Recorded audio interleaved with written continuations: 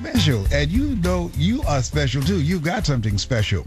You've got greatness within you, and I want to remind you that greatness is not your destiny. It's a choice. It's a choice that you make every day. And part of the way to begin to manifest your greatness is that you've got to make a conscious decision to put yourself in a perpetual state of discomfort. See, most people go through life in their comfort zone, so they'll never discover their greatness. But if you want to discover your greatness, you got to be willing to have some goals beyond your comfort zone, because in order to do something you've never done, you've got to become someone you've never been. And this program is designed to help you to do that. In fact, I want to invite you to go to my website, lesbrown.com. We have a message there called It's Possible. When you watch that, it will change your attitude about yourself. It will inspire you, and you'll become even more motivated than you can ever begin to imagine. And we send you a series of motivational videos that you would enjoy tremendously. And it's good for your kids. You got children? We have to.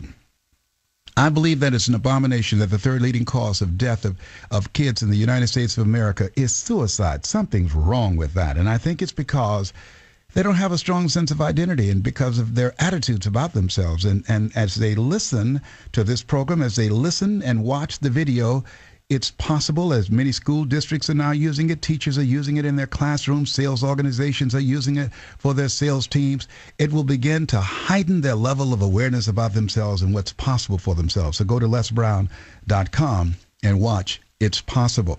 We're talking about a new book by Sarah Brokoff called Fortitude.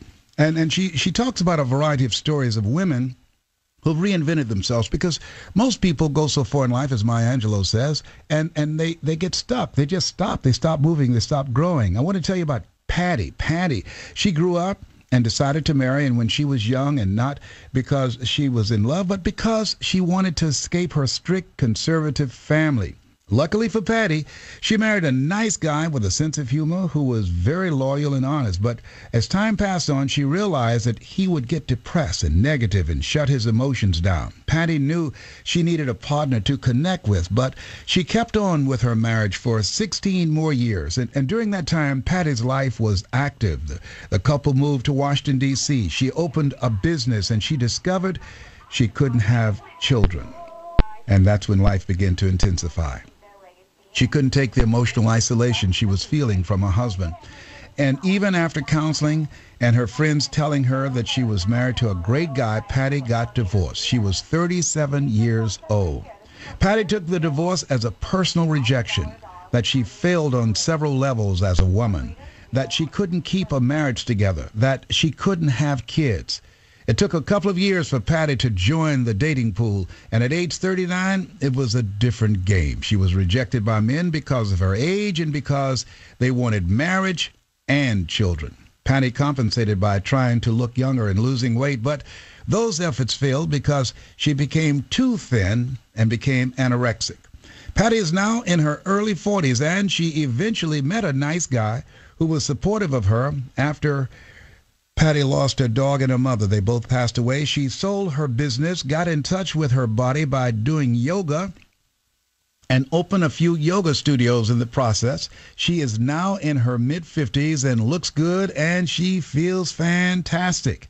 Now, Patty's story is one of several in a new book by Sarah Brokoff called Fortitude, Making the Next Decades the Best Years of Your Life.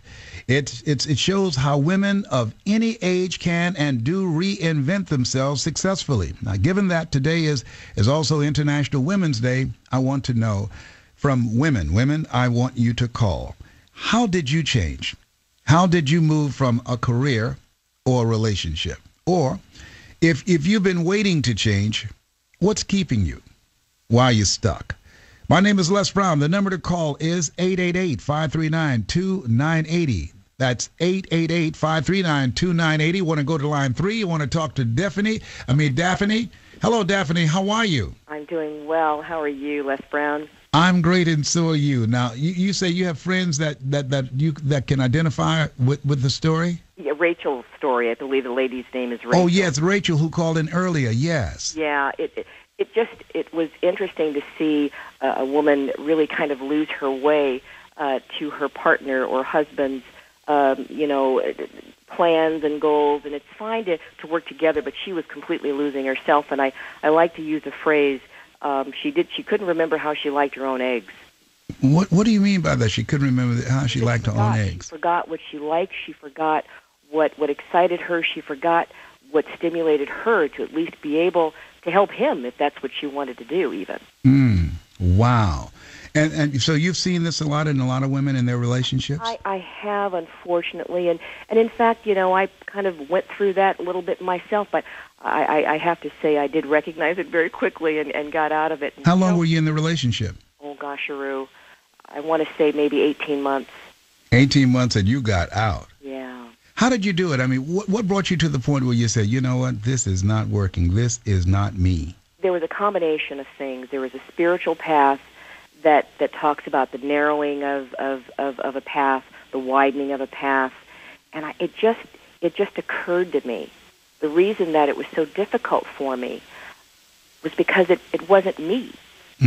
It wasn't me. And I don't mean, I wasn't trying to be selfish and not support. But it wasn't me. So it didn't work. It didn't work out. But I was fortunate that my faith kind of nudged me or pulled me or pulled my coattails. So I was able to kind of say, okay, slap yourself, Daphne. This is not you. As did the young lady that I was referring to earlier. Rachel. Yes. Yeah, she realized what was going on, and she was able to pull herself back. And I applaud her for that, because not everybody's able to do it. Yes. Well, I applaud you for making the decision and not staying there for 15 or 17 years. That you came to a moment of enlightenment quickly. Absolutely. Fantastic.